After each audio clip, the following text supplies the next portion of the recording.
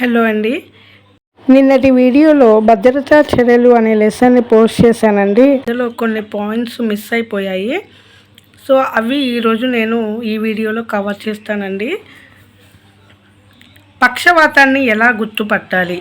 మీ ఇంట్లో ఎవరికైనా ఎక్కువగా బీపీ ఉంటే వాళ్ళు ఒళ్ళు తిరుగుతుందని, తిమ్మిరిగా ఉందని చెప్తే మొట్టమొదట ఆ వ్యక్తిని నవ్వి చూపెట్టమనండి.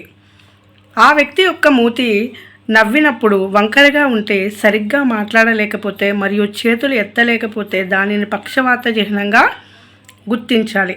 ఆ వ్యక్తిని తక్షణమే గోల్డెన్ అవర్లో ఆసుపత్రికి తీసుకొని వెళ్ళాలి.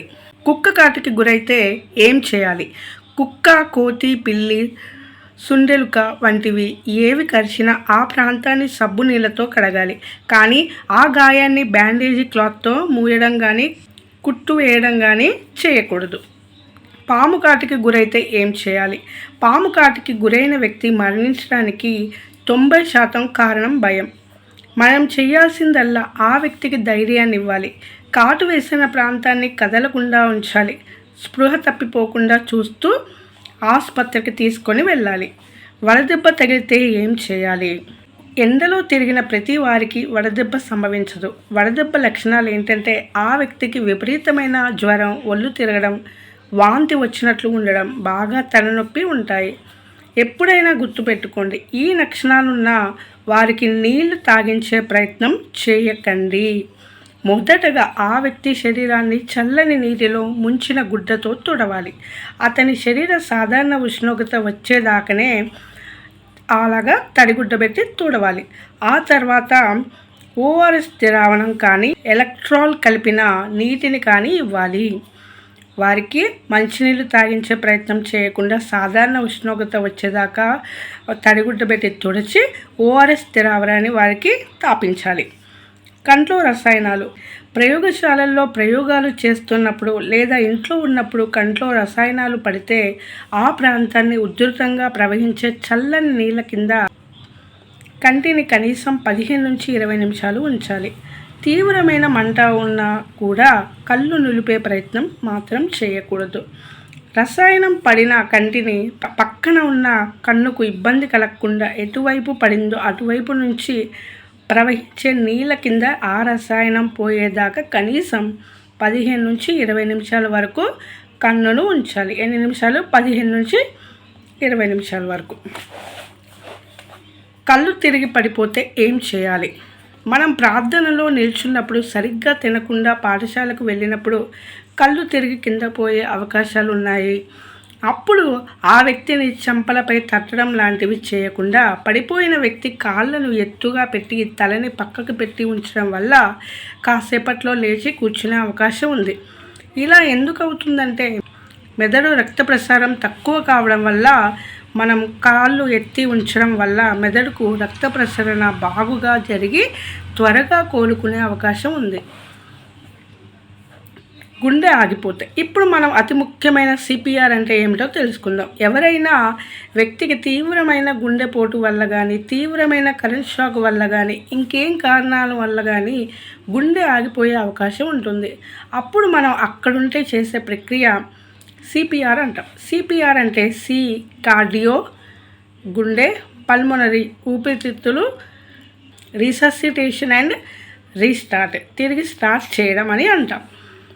ఇది ఎలా చేయాలంటే, గుండె ఆగిపోయిన వ్యక్తి ఛాతీ మధ్య ఎముక అంతం అయిన చోట నుండి 2 నుండి 3 అంగుళాల పైన మీ అరచేతిని పెట్టి అదిమి పెట్టి మీ చేతిని నిటారుగా ఉండేటట్టు చూస్తూ మధ్య ఎముకపై 30 సార్లు ఒత్తిడి కలిగించాలి.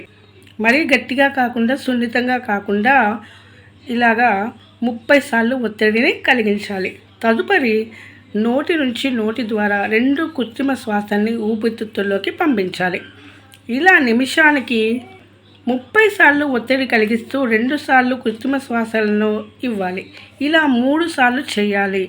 ఇలా 3 సార్లు, అందుకే 30 సార్లు ఒత్తిడి, 2 కృత్రిమ శ్వాసలు, 3 సార్లు చేయాలి.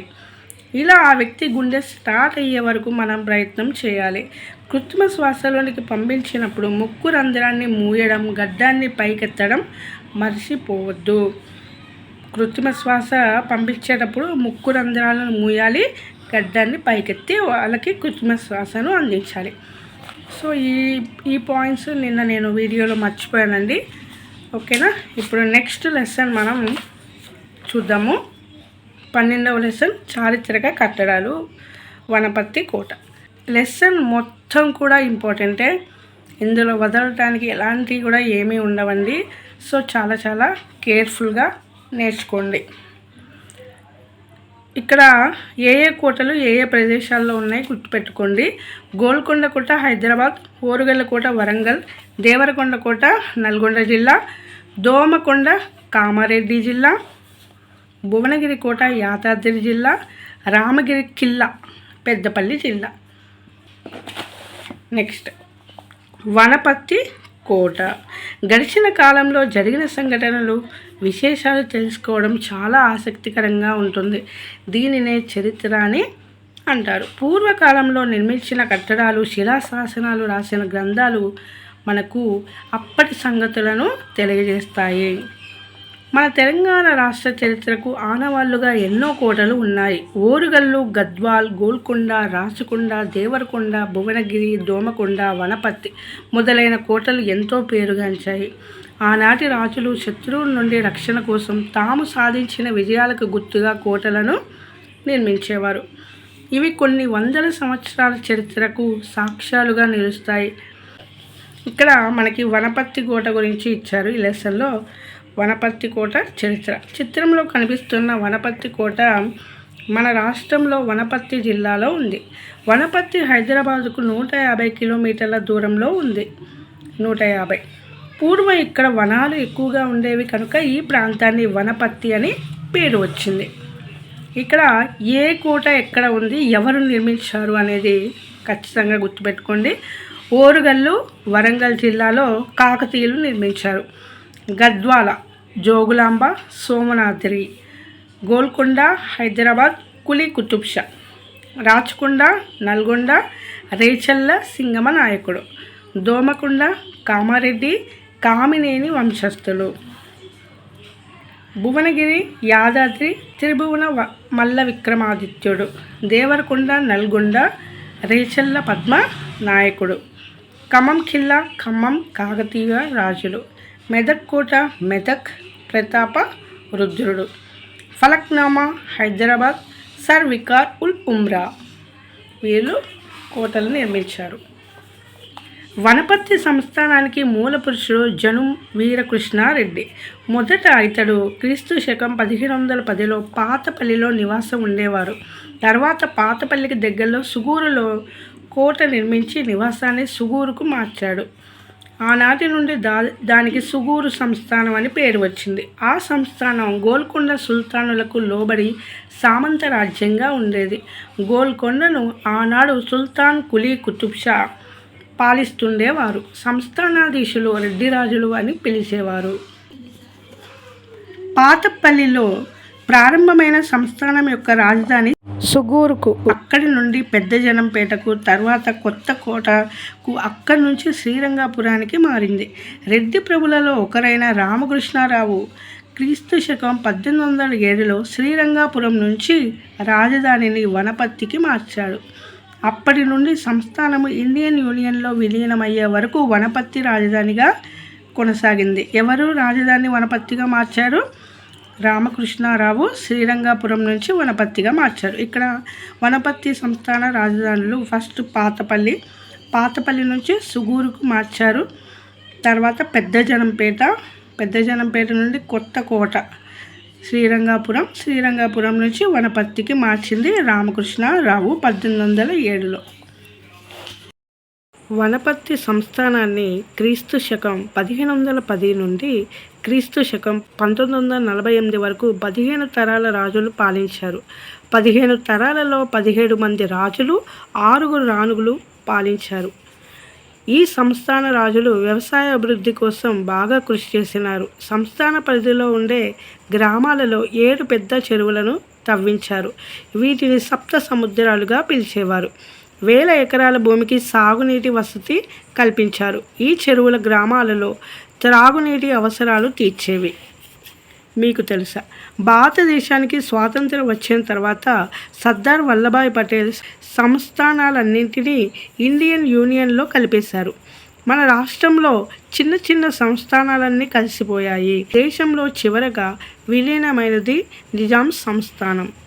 సప్త సముద్రాలు ఎక్కడెక్కడ ఉన్నాయని: శంకర సముద్రం, కానాయపల్లి, రంగా సముద్రం, శ్రీరంగపురం, వీర సముద్రం, తాటిపాముల, మహబూబాల్ సముద్రం, పెబ్బేరు, కృష్ణా సముద్రం, సంకిరెడ్డిపల్లి, గోపాల సముద్రం, వేల్టూరు, రామసముద్రం, రాయన్పేట, రాయన్పేట, రక్క సముద్రం, శ్రీరంగపురం. ఇవి కొంచెం గుర్తుపెట్టుకోవడానికి ట్రై చేయండి. మీకు తెలుసా? వనపర్తి సంస్థానాధీశులలో ఒకరైన రాజా రామేశ్వరరావు తన తల్లి సరళాదేవి పేరు మీదుగా సరళా సాగర్ నిర్మించారు. దీని ప్రత్యేకత ఏమిటంటే చెరువు నిండినప్పుడు గేట్లు వాటంతటవే తెరుచుకుంటాయి. దీన్నే సైఫ్రన్ సిస్టమ్ అంటారు. ఈ విధమైన సాంకేతిక పరిజ్ఞానంతో నిర్మించిన చెరువులలో ఆసియా ఖండంలోనే మొట్టమొదటిగా పేరు పొందింది. సైఫాన్ సిస్టమ్ ఎవరు నిర్మించారు? రాజా రామేశ్వరరావు తన తల్లి పేరు మీదుగా సరళాదేవి గారి పేరు మీదుగా ఈ చెరువును నిర్మించారు. ఆసియా ఖండంలోనే మొట్టమొదటిగా పేరు పొందింది. కళలు. రెడ్డి ప్రభువులు చక్కని కళాభిరుచి కలవారు. వీరు నిర్మించిన భవనాల గోడలపై పైకప్పులకు రంగులతో అనేక రకాల డిజైన్లు వేయించారు. అవి ఈనాటికి చెక్కు చెదరలేదు. జర్మనీ నుండి సామాగ్రిని, కళాకారులను తెప్పించి వీటిని రూపొందించారు. అది ఆనాటి కళా వైభవానికి ప్రతీకగా చెప్పవచ్చు. మీరు సంగీతం, నాట్యం, హస్తకళలను కూడా ప్రోత్సహించారు. దేవాలయాలు. వనపర్తి రాజులు అనేక దేవాలయాలను కట్టించారు. వారిలో బహిరి గోపాలరావు తిరుపతి, కంచి, శ్రీరంగపట్నాలలో దేవాలయాలను సందర్శించి ఆలయాన్ని నిర్మించారు. ఇది అద్భుత శిల్పకళకు నిదర్శనంగా నిలిచింది.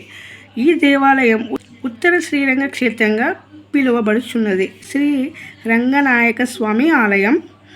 దీన్ని కట్టిన వారు బహిరి గోపాలరావు. సాహిత్య సేవ. రెడ్డి ప్రభులలో బహిరి గోపాలరావు, ఇందాక మనం చెప్పుకున్నాం కదా, శ్రీరంగనాయక స్వామి ఆలయం కట్టించింది బహిరి గోపాలరావు.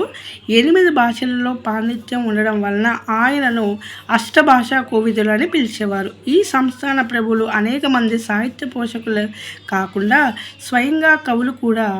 వనపర్తి సంస్థలలో ఉన్న పావురం రంగాచార్యులు శతాధిక గ్రంథకర్త ఎవరు? పావురం రంగాచార్యులు. ఇతడు తిరుపతి వెంకట కవులలో సాహిత్య సంవాదాలలో పాల్గొన్నారు. భ్రమరాంబిక సంవాదం రచించిన కడుగుట్ల పాపశాస్త్రి ఏమి రచించాడు? భ్రమరాంబిక సంవాదం. శ్రీకృష్ణ చరిత్ర సంగ్రహం, కావ్యగుచ్చం ఈ 2 గ్రంథాలను రాసిన వారు అనుముల వెంకట సుబ్రహ్మణ్య శాస్త్రి. వనపర్తి సంస్థాన గొప్ప కవులుగా పేరుగాంచిన వారు. పరిపాలన. వీరి సంస్థానంలో భూములను కొలిచి వాటికి తగినట్లుగా పన్నులు నిర్ణయించేవారు. వీరు సంస్థానంను 3 భాగాలుగా విభజించారు: సుగూరు ప్రాంతం, వనపర్తి ప్రాంతం, కేశంపేట ప్రాంతం. ఈ ప్రభువులకు శక్తివంతమైన సైన్యం ఉండేది. ఏమేం ప్రాంతం? సుగూరు, వనపర్తి, కేశంపేట. నిజాం రాజ్యం దక్షిణ సరిహద్దులకు ఈ సైన్యం సురక్షితంగా కాపాడుతూ ఉండేది. మీకు తెలుసా? సుగూరు సిక్కాలు. నిజాం రాజు సికిందర్ షా రామకృష్ణారావుకు స్వతంత్రంగా నాణేలు ముద్రించడానికి అనుమతిని ఇచ్చాడు. సికిందర్ షా ఈ నాణేలను ముద్రించడానికి అనుమతిని ఇచ్చాడు. ఈ నాణేలు వనపర్తి సంస్థానంలోనే కాక నిజాం రాజ్యంలో కూడా చెల్లుబాటు అయ్యేవి. వీటినే సుగూరు సిక్కాలని పేరు. అంతే అండి, ఈ లెసన్లో ఉన్న ఇంపార్టెంట్ పాయింట్స్ అయిపోయినాయి. Thanks for watching.